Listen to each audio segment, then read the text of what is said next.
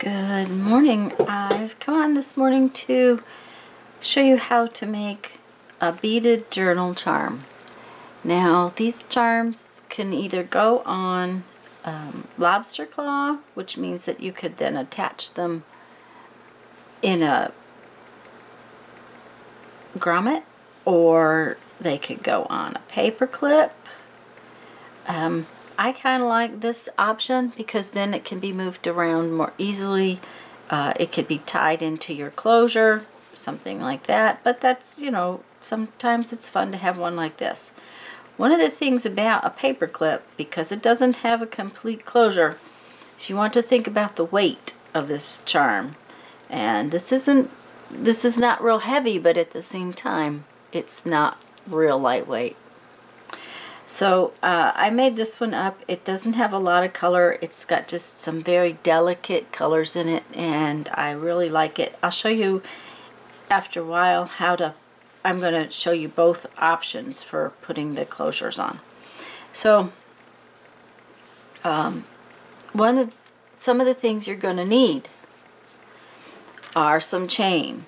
Now, remember that I've been doing jewelry a long time, so I buy chain in bulk. But you can get chain at your local hobby store and not buy this much. You only need a small amount. And to get this chain in pieces, you're just going to take hold of a link. Let's see, about how long do we want it? About that long. Remember to put your fingers around everything you cut. When you cut pieces of wire, metal, the wire cutters tend to throw things, and you don't want that thrown off at you.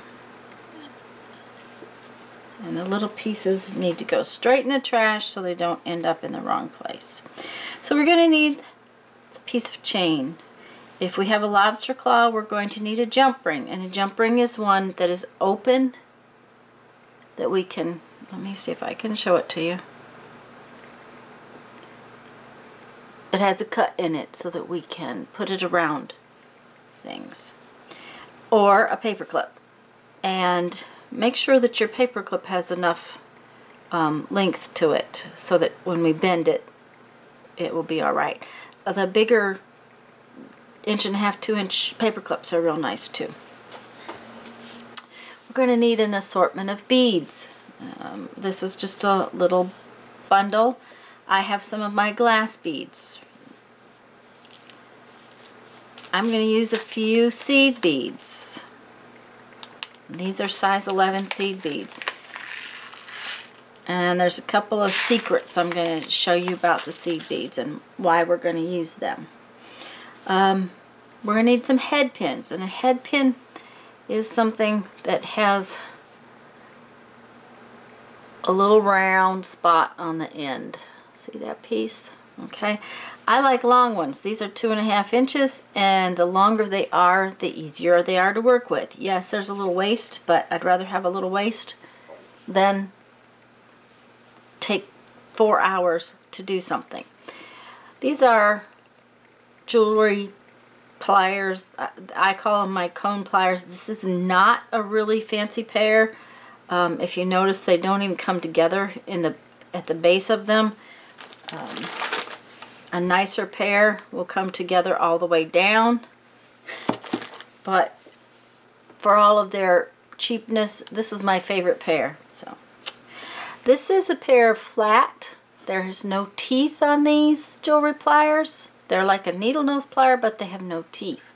You might need those. I don't usually, but I've been wrapping wire wraps for a long time. So cutters, wire cutters. And you want a pair of wire cutters that comes all the way to the tip so that you can get in there. If I can find it, I will put a link to these in the description box. I'm not sure I can. These are not expensive ones. I buy them at Harbor Freight. Okay, so the first thing we're going to do, and I like to add these heavier beads towards the bottom and I won't like to do it first. Now, one of the things I'll tell you is at the top of your piece, you want a little 1/2 inch up there so that wherever you clip it, it has room to move. So remember that and leave one end sort of open. So I'm going to just put these on here like so.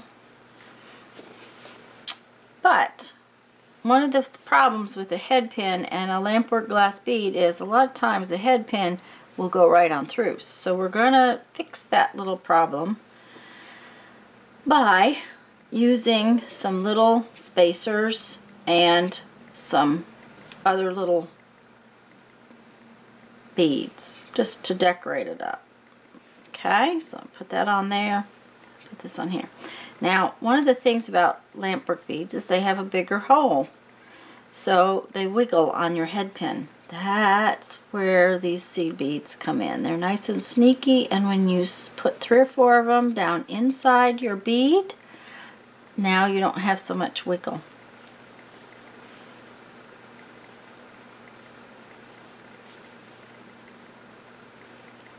Okay, now the next thing we want to do is what's called breaking the neck, and we take our conical pliers, we grab hold of the head pin. I don't know if you can see it, it's about 1/8 of an inch up, or 1/16 of, it's a little less than 1/8. I grab it about the width of where the pliers are, and then you want to bend it, and I don't usually let go, but you want to bend it at a right angle like that. Oops, excuse me. Yes, you have to look at it. See how it's at a right angle? Okay, let me put my pliers back in. Okay, once I get it to this point, I take this wire and I wrap it all the way around my pliers. Okay, and it makes a loop like so. Okay, now we need to put our chain in. If we forget to put our chain in before we do the next step, we'll have a little problem. And sometimes it's a little snug getting it in there, but that's okay. We come back and we grab the loop with the tip of the pliers. And we wrap very carefully, wrapping the wire towards the beads, away from the loop and towards the beads. If you wrap slowly and carefully, you'll get a nice clean wrap. And when you get it all snug, I take hold of the wire with my fingers and I hold my piece like that. Always hold this wire. When you snap it with the wire cutters, it will fly. It will fly across the room. It'll fly into your eyes. Hold it. And that way it doesn't. That way you can put it straight in the trash bin. Now, actually that one, there's a little bit of a piece coming out right there. That's when you use these pliers. And you just reach in there and squeeze it. Make sure it goes down. And then you get a nice clean wire wrapped loop. And I'm going to do that. I'm going to do it and walk you through it one more time, and then I'm just going to do them because this is going to take a little while. It's not an immediate process. It takes some time.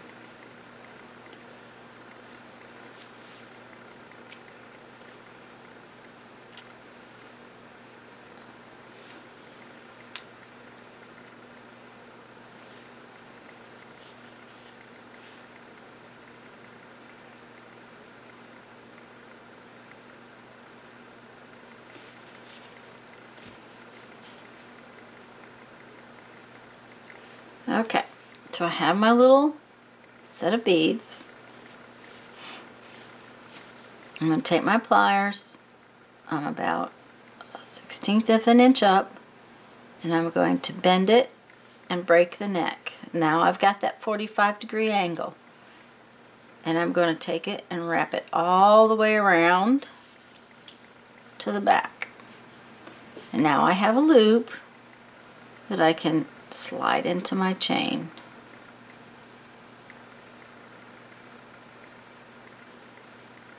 And I didn't count. I didn't worry about it. You can.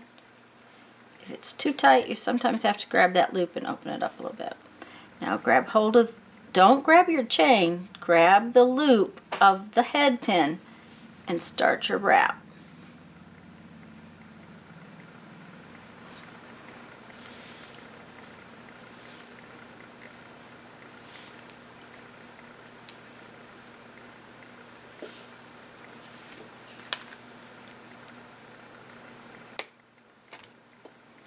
I see that one came out real nice and I don't have to grab it with my other pliers.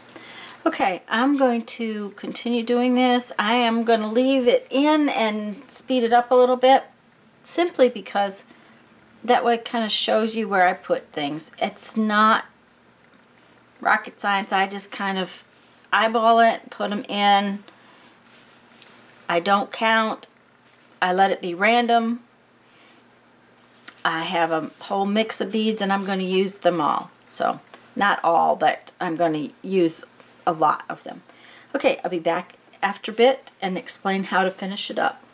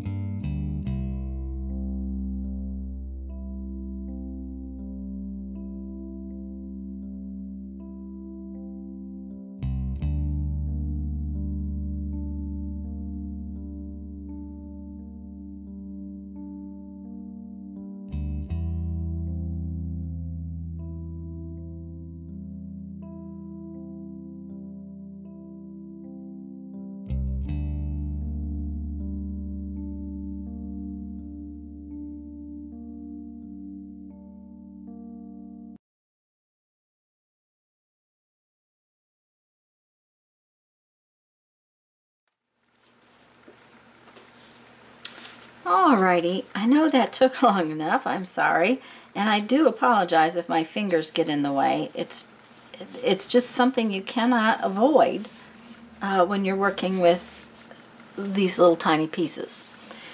So now we want to finish this, and if we're going to use the lobster claw, like I said, we need this jump ring. Now, one of the things about jump rings are that you do not pull them open. You twist them open and closed. So it's a motion where they spread. You don't take this and yank it that way. If you do, you compromise the metal. So what we're going to do is we're going to put the chain, the very last piece of the chain on there, and we're going to put our little lobster claw on there, and then we're going to twist it back closed, like so. Now sometimes it takes a couple of little twists, but now if you can see it, it's all lined up nice and straight. Okay? And we have finished up our one cute little charm dangle, bead dangle for our journal. It looks a little naked right there. I think we'll have to add one more piece right there. It just, for some reason, it seems to need one. Let's see, we need to have something that's not terribly big, just in case. Okay.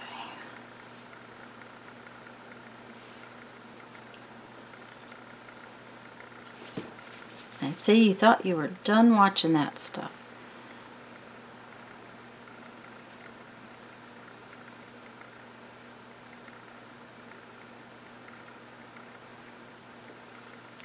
There we go. Now, like I said, you want to leave a little room at the top so your charms don't catch on everything.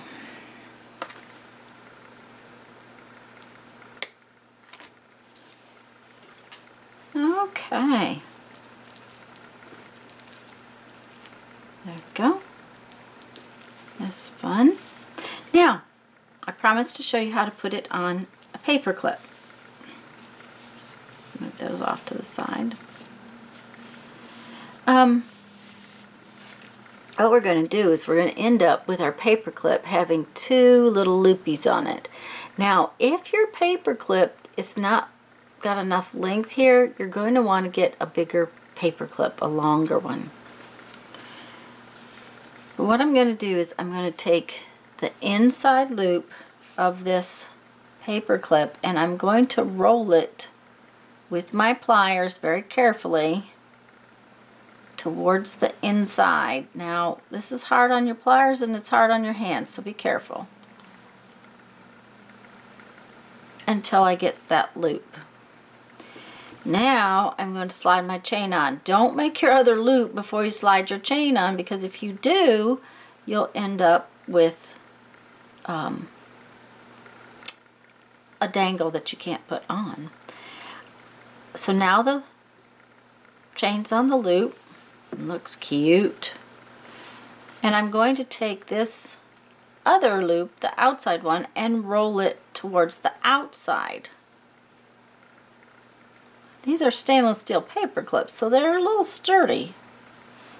Okay? And now let me find something I can clip it to.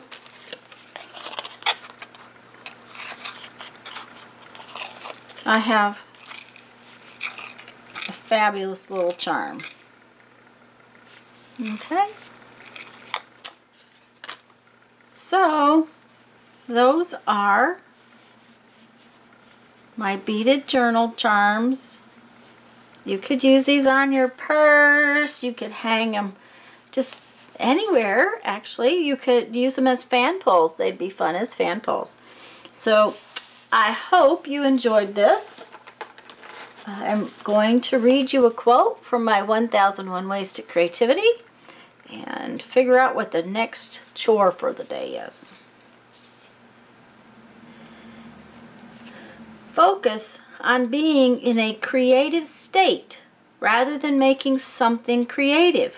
Once you feel creative, the making is relatively easy. And that is true. Okay, guys, go have fun, make some art. Bye-bye.